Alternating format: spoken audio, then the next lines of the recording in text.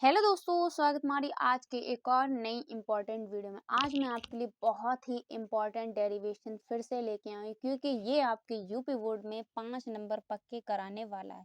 कल हमने आपको परावर्तन की व्याख्या करवाई थी और आज जो डेरिवेशन है वो आपका है अपवर्तन की व्याख्या। बहुत ही इम्पोर्टेंट है ये दोनों ही आपकी व्याख्या। परावर्तन और अपवर्तन में से कोई ना कोई आपके यूपी बोर्ड एग्जाम 2025 में ही पूछा जाएगा। तो ये बहुत ही इम्पोर्टेंट है आपके 2025 में जो यूपी बोर्ड एग्जाम होने वाले हैं, आपके लिए एक एक नंबर बहुत ही इम्पोर्टेंट है।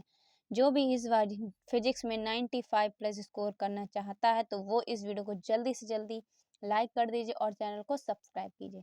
चलिए वीडियो को स्टार्ट करते हैं। हाइगेन्स की द्वितीयक तरंगिकाओं के आधार पर अपवर्तन की व्याख्या। अपवर्तन की व्याख्या बहुत ही इम्पोर्टेंट है। तो चलिए पहले इसका हम लोग डायग्राम देखते हैं, उसके बाद हम वीडियो को स्टार्ट करते हैं। ठीक है, तो डायग्राम क्या है, पहले जे इसमें अपवर्तन की व्याख्या पहले हम क्या लिखेंगे, जैसा हमने थ्योरी में लिखा वैसे ही आपको उसी टाइप का डायग्राम भी बना हुआ है। तो जो जो हमने डायग्राम बनाया उसके जस्ट हमने नीचे थ्योरी वही लिखी है जो हमने डायग्राम में किया। तो पहले क्या किया, चित्र में एक अपवर्तक पृष्ठ दिखाया गया। अपवर्तक पृष्ठ कौन सा है, ये है आपका अपवर्तक पृष्ठ। चित्र में क्या दिखाया गया है, एक अपवर्तक पृष्ठ दिखाया गया है। ठीक है, उसके बाद जो दो माध्यम को अलग अलग करता है, क्या है, दो माध्यम को क्या करता है, अलग अलग करता है। एक ये माध्यम है आपका और एक ये माध्यम है। ठीक है, ये क्या करता है, अलग अलग करता है। माना t0 समय पर तरंगाग्र पृष्ठ के बिंदु A पर टकराता है। t0 समय पर तरंगाग्र पृष्ठ के बिंदु A पर टकराता है। कौन सा तरंगाग्र, पहले t0 समय पर ये वाला जो तरंगाग्र है वो किस पे टकराता है, बिंदु A पर टकराता है। ये पूरा तरंगाग्र इतना है। ठीक है, कितना है ये पूरा तरंगाग्र, ये सिर्फ तरंगाग्र इतना है आपका। तो ये किस पे टकराता है, बिंदु A पर टकराता है और जो बिंदु B है वो आगे बढ़ के A डैश पर मिल जाती है। ठीक है, उसके बाद लिखा है तथा A डैश तक पहुंचने के लिए कितना समय लगता है, T समय लगता है। देखो जब यहाँ तक आपका तरंगाग्र था जो ये इतना, जी कितना A पर पहुंचने में कितना समय लगा है, तो 0 समय लगा है। अब जब B है, B जब आगे A डैश पर पहुंचेगा तो कितना समय लगेगा, T समय लगने वाला है आपका। ठीक है, T समय लगता है। फिर उसके बाद क्या लिखा है कि फिर वी ए डैश दूरी का एक चाप बिंदु ए से खींचा। माना पहले प्रकाश की चाल v1 और दूसरे जो माध्यम में है उसकी कितनी है, v2 है। पहले में प्रकाश की चाल v1 है, मतलब यहाँ पे आपकी प्रकाश की चाल v है और यहाँ पे आपकी 2 है। ठीक है, तो यहाँ पे क्या लिखा है, पहले वी ए डैश, यहाँ पे हमने यहाँ पे प्रकार रखा और यहाँ पे इन दोनों की दूरी नाप कर यहाँ पे फिर यहाँ पे हम लोगों ने बी डैश की क्या लगाई, एक चाप लगाई। ठीक है, वी ए डैश की दूरी, बी ए डैश की दूरी का एक बिंदु ए पर क्या लगाया, चाप लगाया, बिंदु ए पर चाप लगाया। ठीक है, फिर उसके बाद प्रकाश की चाल पहले माध्यम में v1 और दूसरे माध्यम में v2 है। तब पहले माध्यम के लिए अब हम लोग यहाँ पे सॉल्व करेंगे। पहले माध्यम के लिए जब सॉल्व करेंगे तो क्या आएगा, फॉर्मूला लगाएंगे, 4 बराबर दूरी बटा समय। चाल अपनी पहले की क्या है, पहले माध्यम के लिए, तो पहले माध्यम के लिए चाल कितनी है, v1। दूरी कितनी है अपनी, वी ए डैश। ठीक है, और समय कितना है, t। अब इसको क्या कर लेंगे, बराबर कर लेंगे। जे यहाँ पे जाएगा तो बराबर V A dash is equal to v1, t is equal to क्या हो गया, समीकरण 1 बन गई। इसी प्रकार दूसरे माध्यम के लिए, तो दूसरे माध्यम के लिए जब करेंगे तो A V dash is equal to v2 t, समीकरण क्या बन गई, 2 बन गई।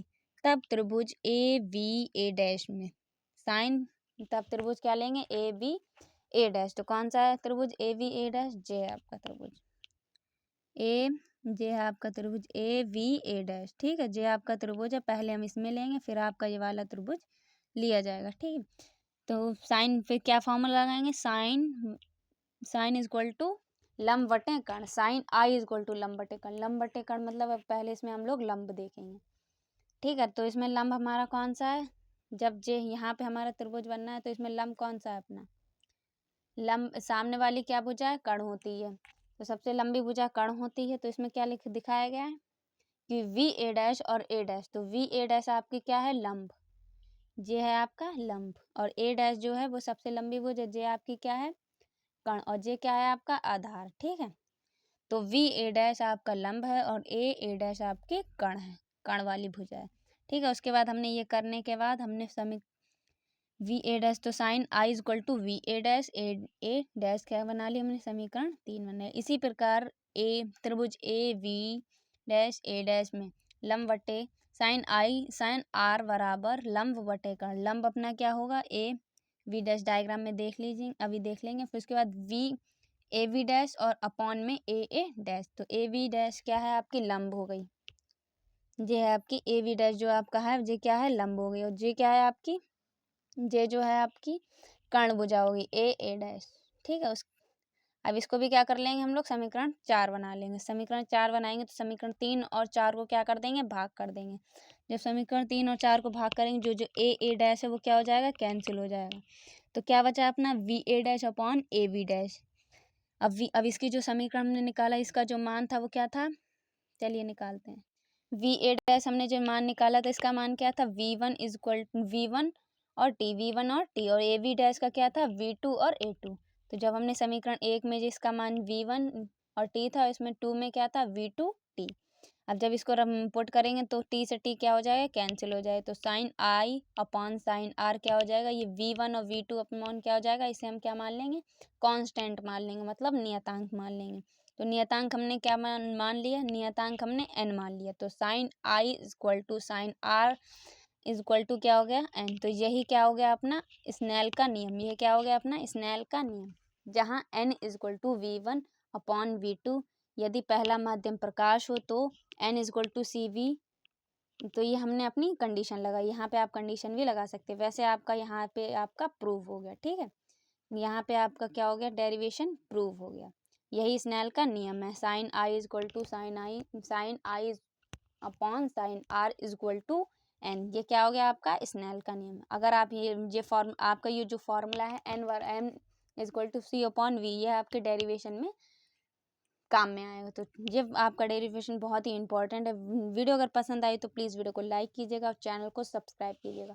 हम आपके लिए ऐसे ही रोज़ इंपॉर्टेंट वीडियोस बनाते रहते हैं, तो इसलिए जल्दी से चैनल को सब्सक्राइब कर लीजिए। अगर वीडियो पसंद आई तो प्लीज़ वीडियो को अपने फ्रेंड के साथ शेयर कीजिए।